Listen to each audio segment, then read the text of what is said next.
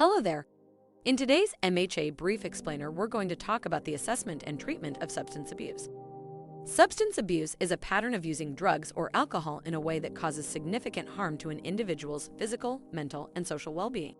Substance use disorder is a clinically diagnosed condition characterized by a problematic pattern of using a substance leading to clinically significant impairment or distress. It can manifest in various forms such as abuse, dependence, and addiction. The risk factors for substance abuse include genetic predisposition, psychological and emotional factors, social and cultural influences, and availability of the substance. Commonly abused substances include alcohol, opioids, marijuana, stimulants, and sedatives. Individuals with substance abuse problems may experience a range of negative consequences, including physical health problems, mental health issues, problems at work or school, legal or financial troubles, and social and relationship problems. The latest edition of the Diagnostic and Statistical Manual of Mental Disorders, or DSM-5TR, defines substance abuse as a pattern of using a substance that leads to significant problems or distress. The substance use can be in the form of alcohol, drugs, or other chemicals. The DSM-5TR criteria for substance abuse include recurrent substance use leading to failure to fulfill major role obligations at work, school, or home. Recurrent substance use in situations in which it is physically hazardous. Recurrent substance-related legal problems. Continued substance use despite having persistent or recurrent social or interpersonal problems caused or exacerbated by the effects of the substance. Note that the DSM-5TR, as the DSM-5 iteration before the text revision, uses the term substance use disorder, or SUD, instead of substance abuse. SUD is a clinically diagnosed condition characterized by a problematic pattern of using a substance leading to clinically significant impairment or distress, and is classified as mild, moderate, or severe based on the number of criteria met. A diagnosis of substance use disorder is made when an individual experiences significant problems related to substance use and meets 2 or more criteria within a 12-month period.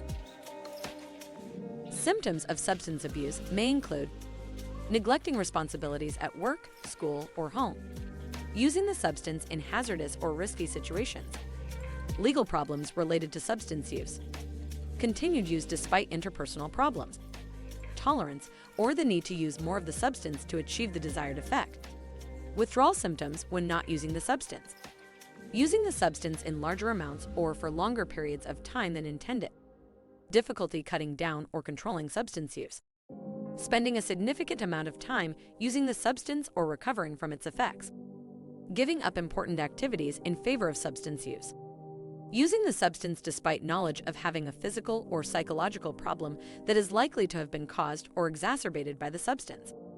Not all individuals with substance use disorder will experience all of these symptoms, and the severity of symptoms may vary. A mental health professional will consider how these symptoms combine and use their clinical judgment to make the diagnosis of substance use disorder. The diagnosis of substance abuse, also known as substance use disorder, is made by a mental health professional through a combination of a thorough clinical assessment, an interview, and observation of the patient. First, the mental health professional should take a detailed history of the patient's substance use, including the type of substance or substances used, the frequency and duration of use, and any associated symptoms or problems. The mental health professional should also ask about the patient's medical and psychiatric history, family history of substance use, and any past treatment for substance abuse. Next, the mental health professional should perform a physical examination to look for any signs of substance use or related medical problems.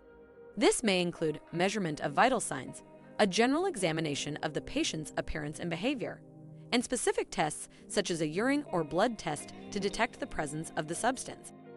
The mental health professional should also use a standardized assessment tool, such as the Diagnostic and Statistical Manual of Mental Disorders or the International Classification of Diseases, or ICD-11, to help determine the severity of the disorder. Lastly, the mental health professional should make a diagnosis based on the patient's history, physical examination and assessment results, as well as their own professional judgment. Substance abuse diagnosis is a complex process, and it should also consider cultural and social factors that may influence the patient's behavior and experiences. Because substance use disorder may have an underlying mental health disorder that should be treated, as well as the SUD, only a mental health professional should make the diagnosis and organize a treatment plan. Treatment for substance use disorder typically involves a combination of pharmacological and behavioral therapies. The most common treatment approaches for a mental health clinician include medications such as methadone, buprenorphine, and naltrexone can be used to help individuals reduce or stop their use of opioids, alcohol, and other substances. Antidepressants, anti-anxiety medication, and other psychotropics may also be used to address underlying mental health disorders. Behavioral therapies. These therapies aim to change the patient's behavior and attitudes related to substance use. Common examples include cognitive behavioral therapy, motivational interviewing, and contingency management. Psychotherapy can help individuals understand and work through underlying emotional or psychological issues that may be driving their substance use. Support groups such as Alcoholics Anonymous and Narcotics Anonymous can provide individuals with a sense of community and accountability, as well as practical advice for maintaining sobriety. Residential or inpatient treatment is typically used for patients with severe substance use disorder or those who have not been successful with other forms of treatment. It typically involves living at a treatment facility for a certain period of time and receiving around-the-clock care and support. Outpatient treatment allows individuals to receive therapy and other forms of treatment while continuing to live at home. It can include individual or group therapy, medication management, and support groups. Finally, integrated treatment addresses both substance use disorder and any co-occurring mental health disorders at the same time in a coordinated and comprehensive way. We're getting close to the end, so let's look at some key takeaways for this video. Substance abuse is a pattern of using drugs or alcohol in a way that causes significant harm to an individual's physical, mental, and social well-being. Substance use disorder, or SUD, is a clinically diagnosed condition characterized by a problematic pattern of using a substance leading to clinically significant impairment or distress. Risk factors for substance abuse include genetic predisposition, psychological and emotional factors, social and cultural influences, and availability of the substance. Symptoms of substance abuse may include neglecting responsibilities, using the substance in hazardous situations, legal problems, continued use despite interpersonal problems, and tolerance. Finally, common treatment approaches for substance abuse include medications, behavioral therapies, psychotherapy, support groups, residential or inpatient treatment, outpatient treatment, and integrated treatment. I hope you have enjoyed your learning. For more on substance abuse, addictions, and a wide range of mental health topics, visit the Mental Health Academy blog on www.mentalhealthacademy.com.au/blog. Thank you for watching.